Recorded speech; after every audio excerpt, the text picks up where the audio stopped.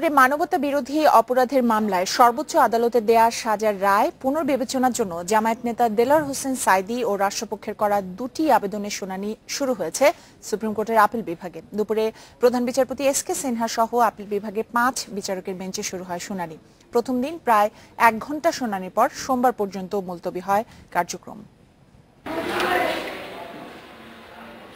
মানবতা বিরোধী অপরাধের প্রথম অভিযুক্ত হিসেবে জামাত নেতা সাঈদীর বিচার শুরু হয় 2011 সালে। 71-এ হত্যা, ধর্ষণ, লুটপাট, ধর্মান্তরে বাধ্য করা সহ তার বিরুদ্ধে আনা হয় 20টি অভিযোগ। অপরাধ প্রমাণ হয় 2013 সালের 28 ফেব্রুয়ারি তাকে মৃত্যুদণ্ড দেয় ট্রাইব্যুনাল।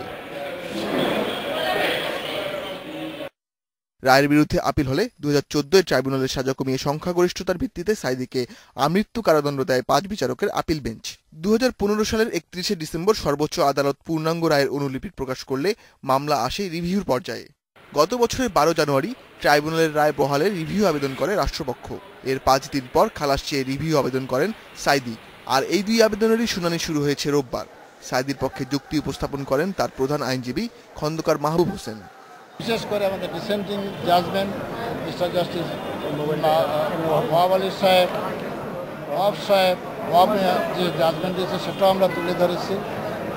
সব কিছু শুনে আপিল বিভাগ আগামীকাল অ্যাটর্নি জেনারেলকে আমার বক্তব্যের বিরুদ্ধে পক্ষে বিপক্ষে আর্গুমেন্ট করতে বলেছে।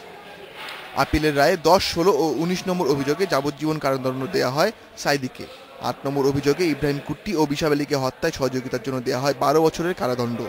8 ও 10 নম্বর অভিযোগে সাঈদীর ফাঁসির রায় দিয়েছিল ট্রাইব্যুনাল।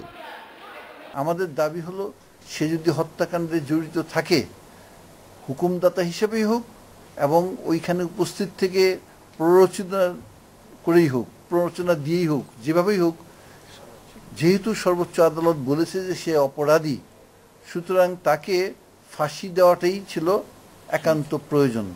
শুনানিতে 71-এর মে মাসে ওয়াজের জন্য সাঈদীর পরিবারসহ অন্য শহরে অবস্থানের যুক্তি গ্রহণযোগ্য নয় বলে জানান প্রধান বিচারপতি।